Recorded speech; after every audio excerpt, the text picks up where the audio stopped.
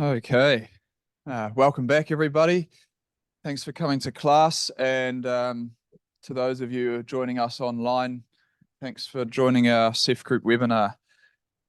So it's my pleasure to introduce our speaker today, Jorge Waayman from Harbour Asset Management, who's the head of ESG there. And he's going to give us some insights into how you do responsible or sustainable investing practically in New Zealand, or how they do it. And there'll be plenty of time for Q&A at the end. If you're online, just chuck your questions in the Q&A. And if you're in class, please ask some questions. I'll bring the mic around at the end. But if anyone wants to interrupt and clarify anything, I'm sure we can do that too. So thank you so much, Jorge, for being here, and look forward to learning from you. Over to you. Cool, thanks, Sebastian. Just checking that you can see my screen that I'm sharing there. Yep, great. Cool. So yeah, thanks for the introduction and the opportunity to speak to you all today. I'll start off by just giving a brief background on Harbour for those who don't know, and then I'll dive into how we approach sustainable investing, including some examples. And then, like Sebastian said, there'll be some time at the end for questions. So starting off, Harbour's a New Zealand-based fund manager, headquartered here in Wellington. We've got a small office up in Auckland as well. So Harbour was founded in late 2009 by a core handful of the equity team that worked together since 2000 at a global fund manager called AllianceBernstein. So Harbour's come a long way since then. So built our way up from 200 million in assets under management from a couple of key clients to now well over 8 billion in funds under management. And we have about 35 staff with funds across multiple asset classes. And as you can see from our vision, we place a high value on being trusted and backing up our investment decisions by quality research. Just looking at who we are, so we've got a list of our investment team here that's split into the equities team, fixed income team, and multi-asset, and is led by our managing director, Andrew Baskand. And then, as you can see, there's a mix between portfolio managers and research analysts, where we typically take a sector-based approach to analyzing companies under coverage. So, for example, our head of research, Kevin Bennett, is responsible for looking at the healthcare and technology sectors, while Irvin, a senior research analyst, looks at agriculture and resources, for example. And then we have plenty of our team operating in supporting roles across operational, compliance, marketing, and client engagement, etc. Turning to some of our funds now. So here you can see the breadth of our fund suite, where we've broken it down by asset class, just like the teams. We have got some multi-asset, fixed interest, and equities, and it's generally ordered by risk return profile as well. So, for example, at the top of the equity fund list there, you've got our equity focused fund, which tends to be higher risk but higher return. And that's a concentrated portfolio of some of our best stock ideas. In contrast, at the bottom, that's where you'll find some of our funds that tend to hold more cash and defensive assets like bonds and dividend-paying securities, like in our enhanced cash on the fixed interest side, or Australasian Equity Income Fund on the equities fund list there.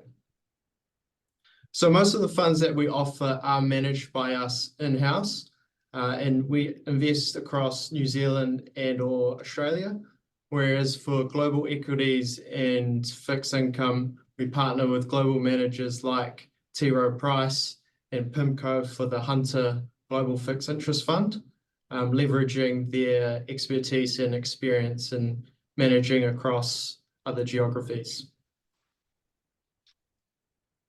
Just a bit of background who we manage money for. So here are examples of some of our clients. So it ranges from government wealth funds, charities, iwis, consultants, etc. It's definitely evolved over time, and starting out, we were mostly focused on the large institutional side of things, but in recent years, we've expanded into the everyday retail space as well through the emergence of investment platforms like InvestNow.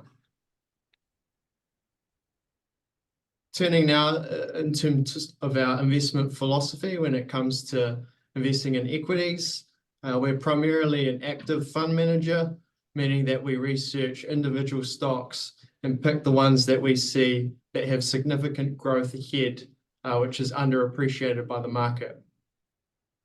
And this is based on academic research as well, such as Modigliani and Miller in the late 1950s, and others showing that the efficacy of growth stocks outperforming value through most cycles.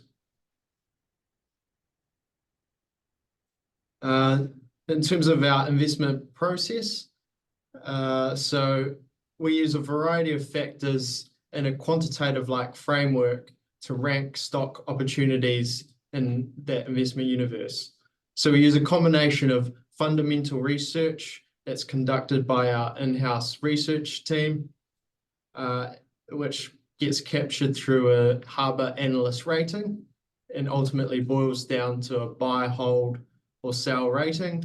And then we also have other factors like our ESG score, which I'll come back to shortly, as well as some other quality and growth factors.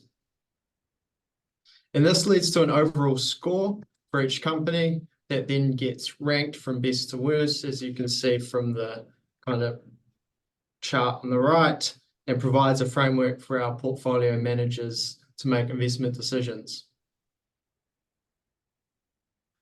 Now we'll get into our sustainability strategy more specifically. So our overarching philosophy is guardianship or kaitiakitanga, and we look at this through two main lenses.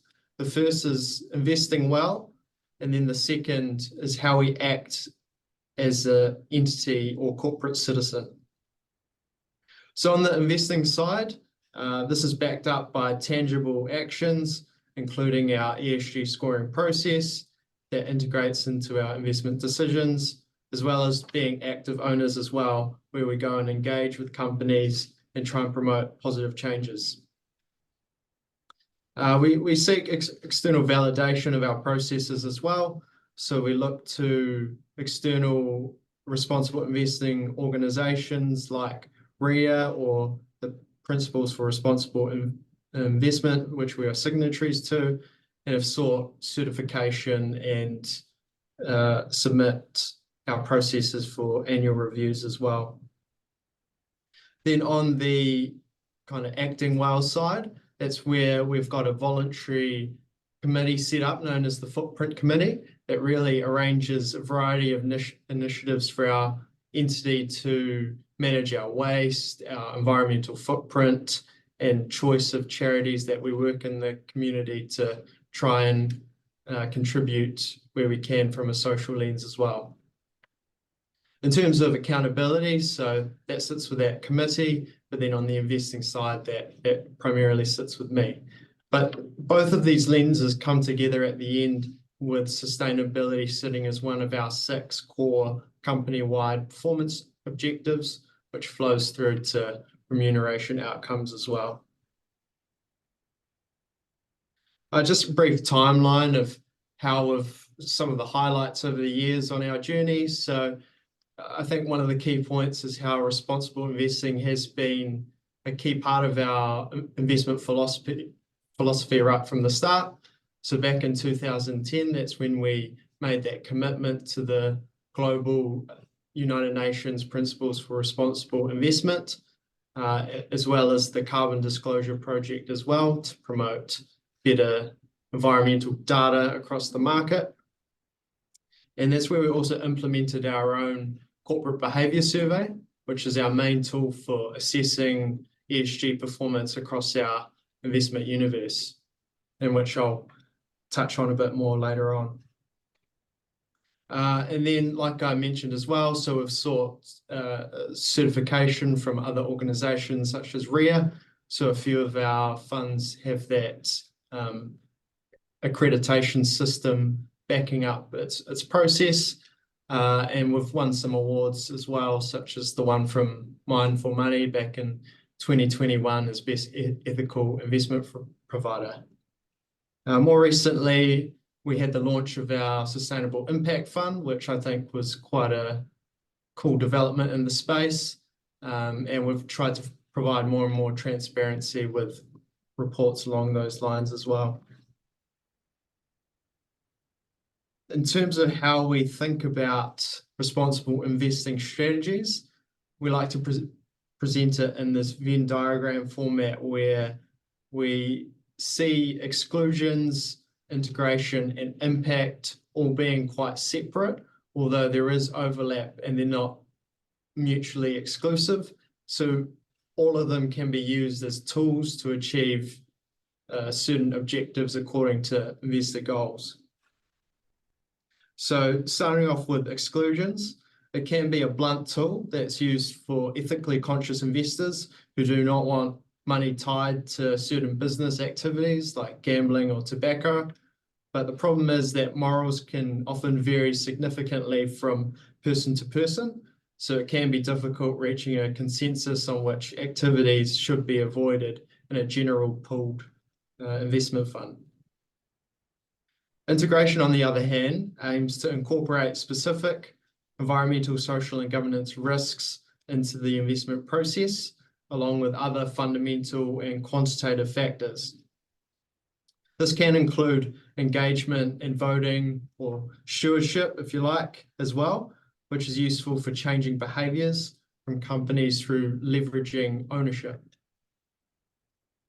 Then finally, we have impact, which typically involves seeking investments that makes a positive contribution to the environment and or society, rather than companies that just manage their environmental or social externalities well. And going into a bit more detail on exclusions. So as a baseline, as a firm, we've established a list of issues firm-wide that apply to all of the funds that we internally manage. And so these issues are areas where we will avoid investing in entirely, either because they're against the law or because we deem they cause significant social harm to people, such as tobacco or cluster munitions.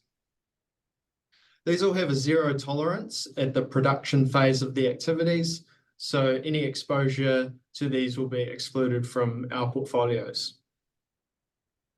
So our exclusion policy is governed by an internal committee, and that meets twice a year to review these exclusions, both at the firm level, as well as for a couple of our funds that have extra exclusions as well. Moving to that second part of the kind of Venn diagram with ESG integration. So we're big believers in measurement, which follows from the old adage that what gets measured gets managed.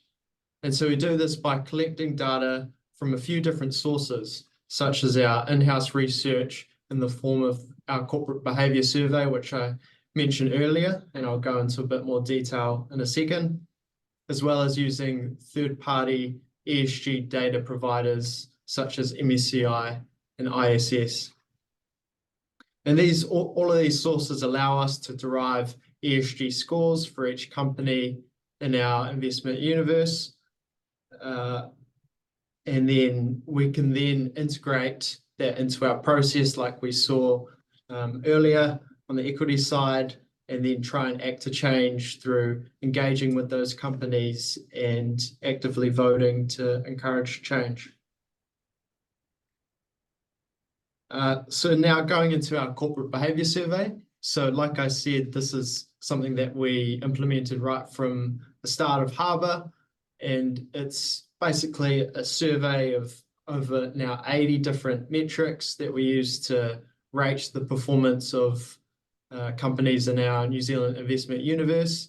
So these span across environmental, social, governance. You'll see some examples on the next slide, but basically it's an annual process where our analysts will fill in what they can from companies' annual reports, sustainability reports, and then also engage with them to fill in any remaining gaps. And it is weighted according to materiality as well. So just some examples of a few of the metrics across each of the different pillars. So from the environmental perspective, you've got things like their greenhouse gas emissions performance, their level of climate disclosure, whether there are any other environmental controversies facing them.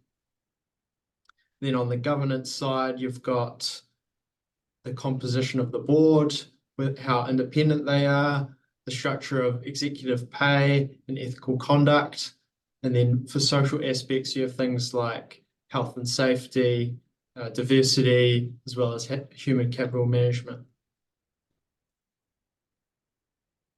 So looking at corporate engagement now, so stewardship has gathered a lot more momentum in the last couple of years, especially with the stewardship code here in New Zealand, but basically boils down to having conversations with companies, whether that's investor relations or even senior management or the board, to try and promote better behavior on a lot of key environmental or social issues or governance as well. So we typically do this several times a year with a lot of companies under our coverage, and we go through a lot of these topics like climate change, remuneration, structure of the board, etc. And just to bring this to life a bit, I've included a case study here with one that we did a couple of years ago. So A2 Milk, an infant nutrition company, we engaged the CEO a couple of years ago now regarding the consideration to acquire an emissions-intensive asset, which was Mataura Valley Milk. And we encouraged the company to take a strong environmental focus when new capital expenditure options like this were reviewed, and noting that it is a key consideration for us and other like-minded investors. And then this was quite a positive outcome because the CEO clearly took our feedback on board, because despite going ahead with the transaction, they subsequently announced a project to fully electrify the operations by replacing all of the coal-fired boiling with a high-pressure electric boiler. And then the other kind of lever for active ownership is proxy voting. And this is where we can exert influence in important company resolutions at their annual shareholder meetings. And to do this, we get some help in terms of subscribing to a proxy advisor known as ISS, which provides some research and execution platform for us. But ultimately, all of the decisions on how we vote on these issues is at our discretion, and our research team kind of looks at all of the research and then forms our view, which then gets voted on. And then importantly, we vote on all of the ballots available, not just the controversial topics or issues that come up. And we show all of our voting decisions transparently on the responsible investing page of our website. Turning now to ESG data. So these are some examples of the data that we collect and also report. And so for a bit of background on the carbon side, we've been carbon footprinting our equity funds since early 2021. And we've more recently been able to roll this out to our multi-asset and fixed income funds as well. And the two main measures that we report and look at are carbon footprint and then weighted average carbon intensity. So the first one is an absolute measure of your portfolio's emissions exposure, and it's expressed as a proportion of $1 million of capital invested, so that you can basically compare between funds where you might have one fund that's double the size in terms of capital, but yeah, it basically standardizes it. And then the second standardizes by size in terms of the revenue generated. So you're looking at the carbon efficiency of that portfolio. And then on the right there, you can see some other general ESG metrics that we kind of track as well, both through our survey, but just as some headline indicators in some of our reports as well. So now I'll just run through a few of the key limitations that we see in kind of dealing with ESG data, especially with the carbon footprinting. The first one being backward looking. So as you can see with the picture of a rear view mirror, and when you look at, in a company's annual report and look at that total emissions number, you got to remember that this is the sum of the company's emissions over their last reporting period, and therefore it is just a snapshot of their historic performance. But there may be cases where companies have a lot of future projects in the pipeline. So a good example here is Contact Energy, which is building a new geothermal power plant near Taupō that will displace a lot of fossil fuel generation and subsequently reduce its emissions over future years. Now, these types of companies are the real change makers and enablers of a green transition, but they can often get penalized when you're looking at these backward-looking carbon footprint numbers in isolation. One of the other downsides is that it incentivizes companies to divest from high-emitting assets rather than shutting them down completely, where only that latter action results in real-world emissions reduction. Now, the solution here isn't that simple, because incorporating forward-looking data into carbon footprints adds a level of uncertainty and can impact data integrity. But as an asset manager, it's about understanding each company's current initiatives to decarbonize through its transition plan, and then also engaging with them to ensure that they're on the right track in meeting some of those targets. So the second limitation is around timeliness. And so although you may be frequently checking and screening for updated data on carbon or ESG on a monthly basis or quarterly, often those underlying investee companies are only providing updates on an annual basis and as part of a greenhouse gas inventory or in their annual report. And so you're not really working with real-time data, and there's often a lag.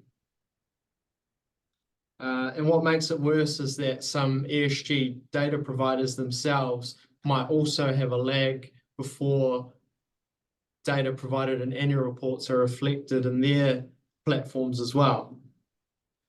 And so I guess the solution here is to make sure that you are sense checking data when you are using third-party data vendors.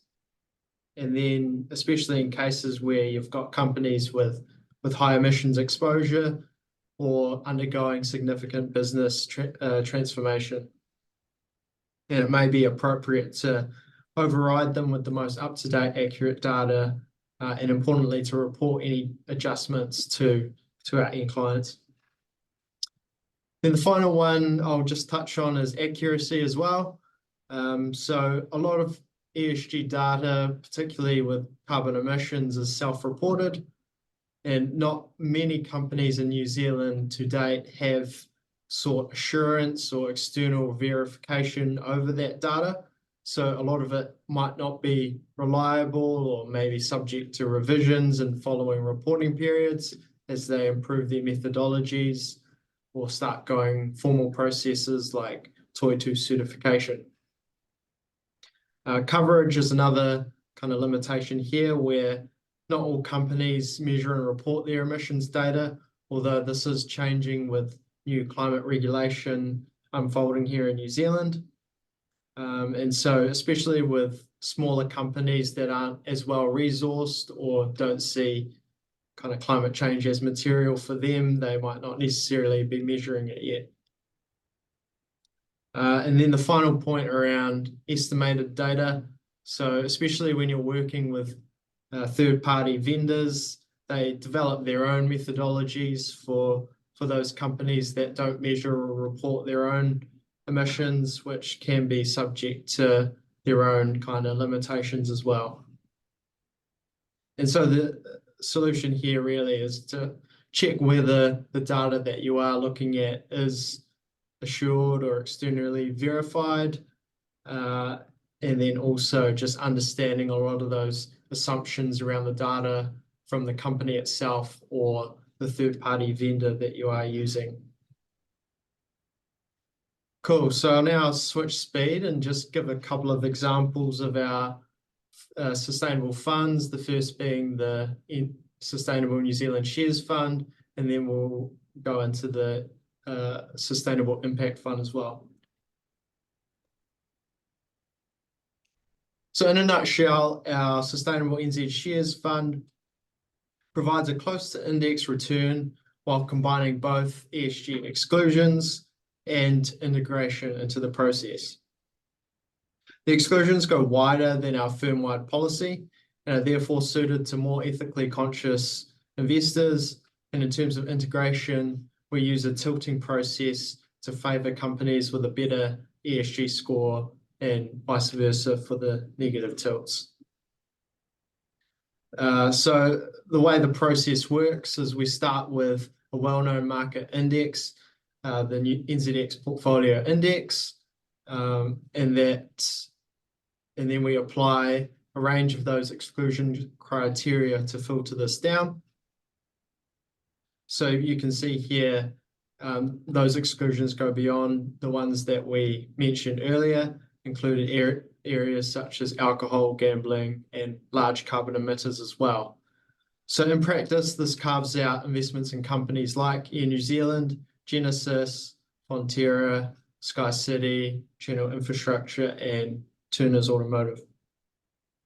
So then in the second step, that's where we scale up the rest of the portfolio back up to 100%, since those exclusions account for about 6% of the index. And then we finally apply that tilting methodology to the fund by a 5% positive tilt to those better performing ESG companies according to our corporate behavior survey process, as well as a 5% negative tilt to those poorer scoring companies.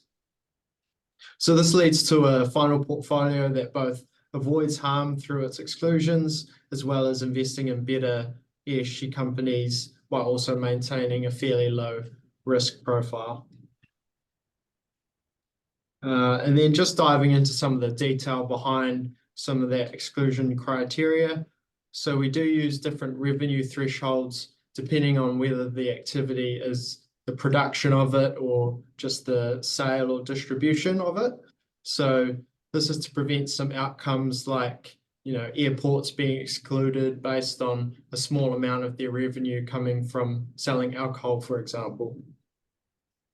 And then for carbon emitters, so we've set a threshold based on total emissions, which is adjusted manually each year according to a science-based pathway aligned with a 1.5 degree trajectory. And then now in terms of performance, so it's often stated that in order to be ethical, you have to sacrifice returns. But I mean, the track record from this fund has actually shown that over the past few years, we've been able to add value from both having those exclusions and tilts in that process. So obviously there are going to be ups and downs from month to month, but overall those ups have so far outweighed those drawdowns. And one of the example contributions has been Sky City, that's encountered numerous regulatory issues in the past couple of years, highlighting a lot of that social risk that's involved in operating in the gaming industry. Turning now, I guess, to our Sustainable Impact Fund. Starting with some of our fundamental beliefs. So we believe that we can create more impact by involving more capital, which means that the fund is not just limited to private markets, but involves secondary markets as well, which is one of the largest sources of capital worldwide. And we believe that financial returns are important as well.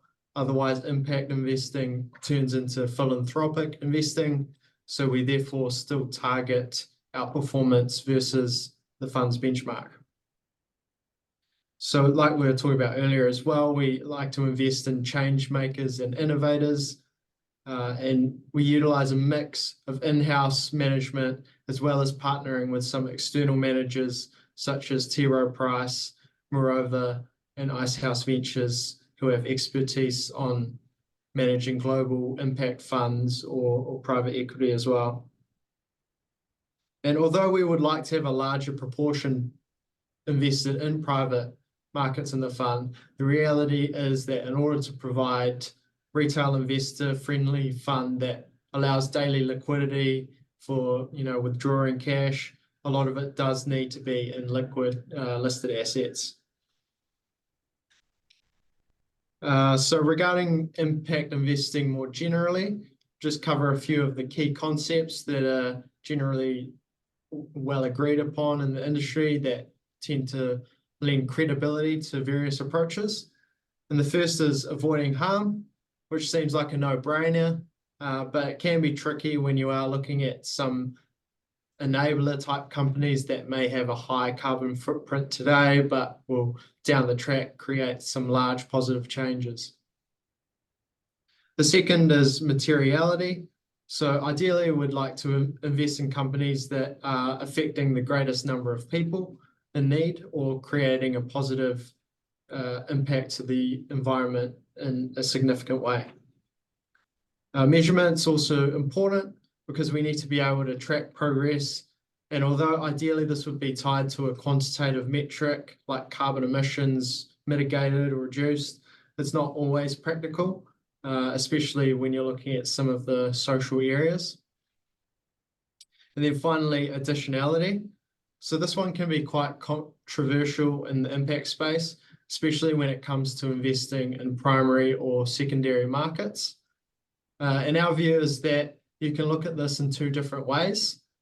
Firstly, the additionality of the capital that you're investing, and then secondly, the additionality of the company's activities.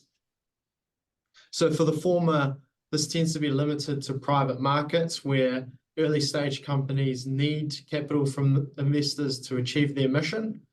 Whereas for the latter, it's more about aligning your existing capital that's on the secondary market with companies that are providing additional benefits to people or society.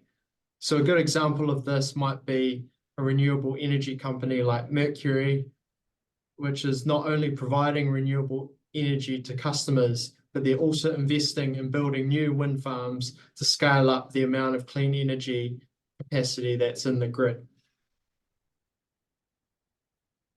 So here's our impact framework and how we like to look at it.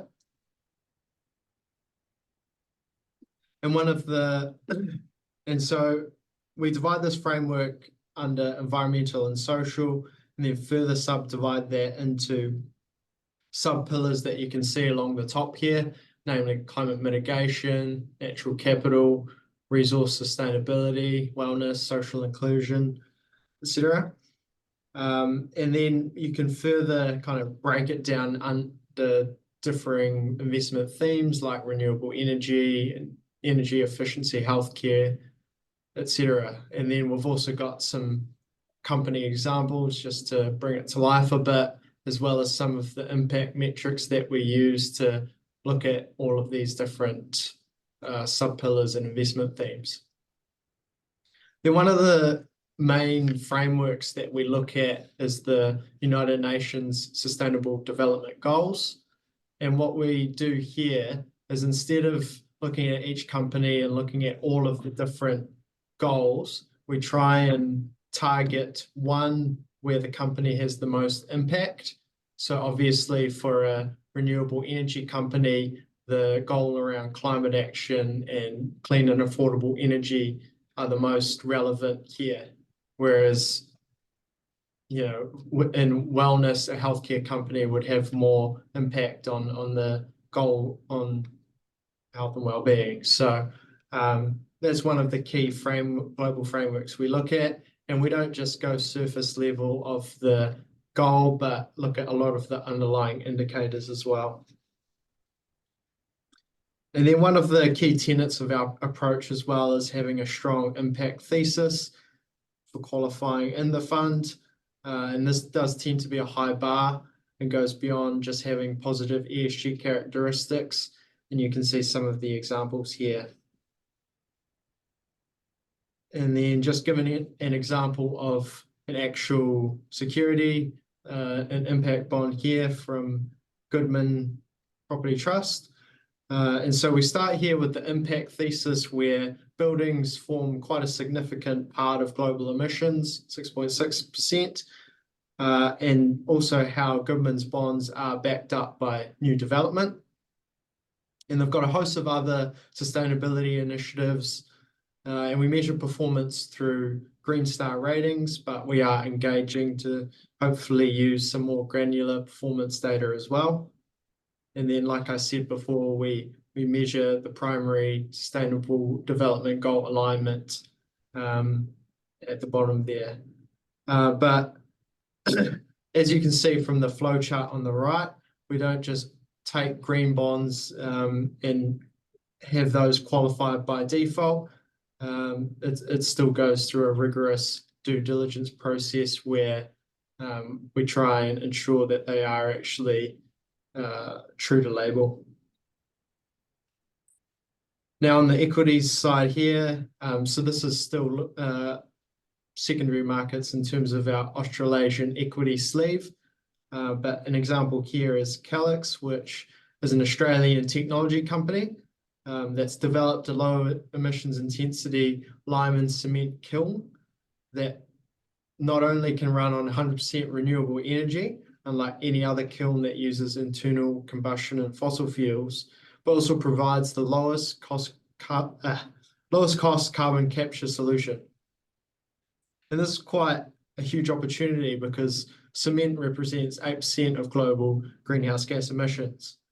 And then in addition to cement and lime, Calix is also active in other industries such as water treatment, and more recently has entered into the lithium processing business, providing a pathway to decarbonize and improve efficiencies in lithium hard rock mining. So another example here, more on the social side, is Volpara. So it's a Wellington-based biotech company that was listed on the Australian Stock Exchange and whose mission is to save families from cancer. And it does this through its advanced breast imaging technology that utilizes AI and machine learning to help radiologists and technologists to produce high quality mammograms and identify people at higher risk of developing cancer. And then just in the past couple of months, the company actually received a takeover bid from a Korean-based company known as Lunit, which is a medical software company specializing in the same space. And the transaction was at a significant premium to where the Volpara was trading at the time, which provided quality returns to investors. And the transaction is also expected to accelerate Volpara's ability to serve its mission as well. So we saw that as a win-win on both fronts. And then just turning to some of our private equity investments through our partner we manage with Icehouse Ventures. So there are a whole bunch of impactful companies here. So I'll just touch on them real briefly, but Nilo, for example, developed technology to convert plastic waste into reusable low energy binding agents, which are used to make safer and more environmentally friendly products. Sea Change, they're developing electric ferries that have used hydrofoil technology. Toku Eyes uses AI to scan retina images and diagnose various conditions such as propensity to blindness, heart disease, especially for diabetes patients. And then HeartLab as well uses AI to monitor heart conditions. So quite a large selection of positively impactful companies.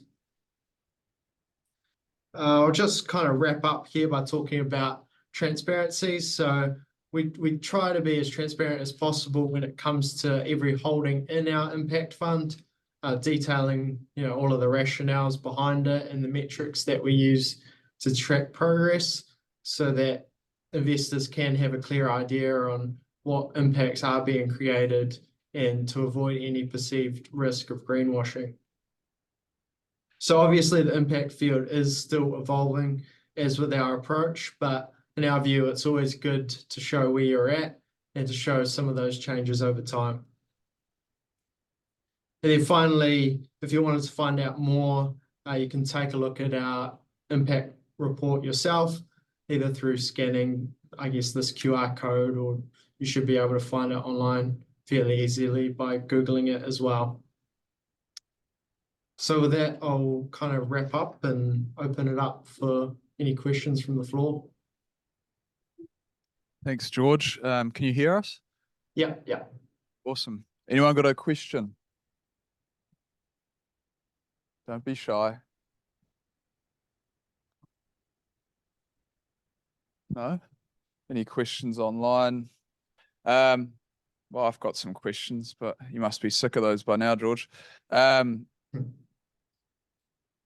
guess for your ESG measurement, I was wondering how you decided on those providers. I think you said MSCI and ISS, and also then how your survey work differs from what Forsyth Barr's recently released that we're going to hear about in a couple of weeks. Yeah, great questions. So with our external data providers, this undergoes an annual review process where we kind of assess which ones best fit for different aspects. So I guess there are multiple different products from each of them that we look at. So for example, when it comes to ethical screening, like involvement in tobacco or gambling, etc., so that product we use from ISS, whereas for general ESG research on Australian companies, that's where we subscribe to MSCI. So we kind of just look at the pros and cons of each and which we think do the best job at particular products that we're interested in. So we try and mix and match and see which one, best serves us. And then as far as our survey and how that compares to Forsyth Barr, we've found that there is quite a lot of overlap, which is quite good because especially when you look at external data providers, some of those methodologies can vary quite a lot and you get a lot of different outcomes in terms of ratings and scores. But we've found a lot of consistency with Forsyth Barr, which I think also reflects the fact that we're both kind of New Zealand based and understand the local market context a lot better as well. Nice, thank you. Any questions? Anyone feeling a bit braver now? No? Okay. Oh, here we go. Awesome. And maybe just say your name so I know who you're talking to. G'day, I'm James. I just had a question about the Sustainable NZ Shares Fund, and that was whether or not you're targeting matching the performance of your baseline index or whether or not you're targeting outperformance, and if so, what your excess returns have been like. Sure, yeah. So we do aim for outperforming that market benchmark, but since it is quite a low tracking error solution, so we try and keep the risk quite low, and you can see that by the tilts as well being limited to 5%. It is quite modest, but we have shown since inception positive value added. I'd have to get back to you on the exact numbers. I didn't include it in this presentation, but it is in the realm of, it's a positive alpha for sure. So you can actually see that on the performance page on our website. So I just don't have those exact numbers on hand. Cool, thank you. Any other questions from the students? No? Well, my colleague Helen, who a lot of you probably have had a course with, and you may have interacted with, George, but she does a lot of research on corporate governance and CEO remuneration. So I guess your mention of that caught her attention. So she was wondering, part of the governance review includes CEO compensation. How do you assess CEO pay levels and components like relative to what, and how do you measure it? Yeah, sure.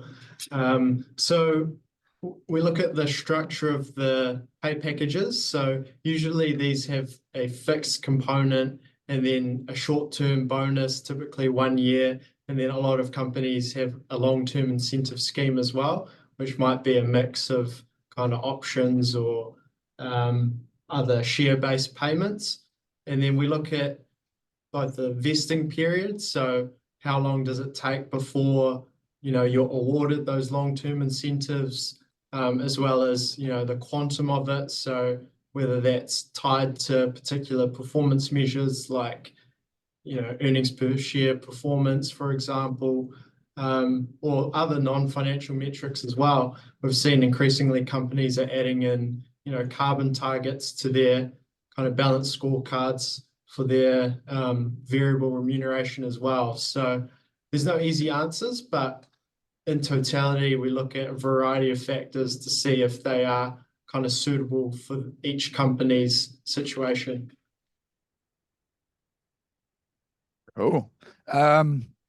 Unless any hands go up. Last question is, do you guys hire Otago graduates?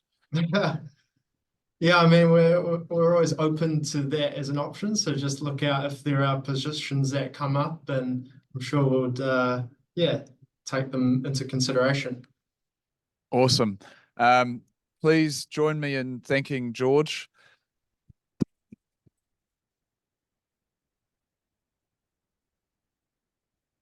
Thank you so much, mate. And I'm sure we'll catch up soon on one of those late night meetings. So go well, and thanks for joining us and sharing your knowledge, and keep on the good mahi. Now, Right. the students, yeah, you're Thanks. good to go, mate. Thank you. Cool. Catch you later.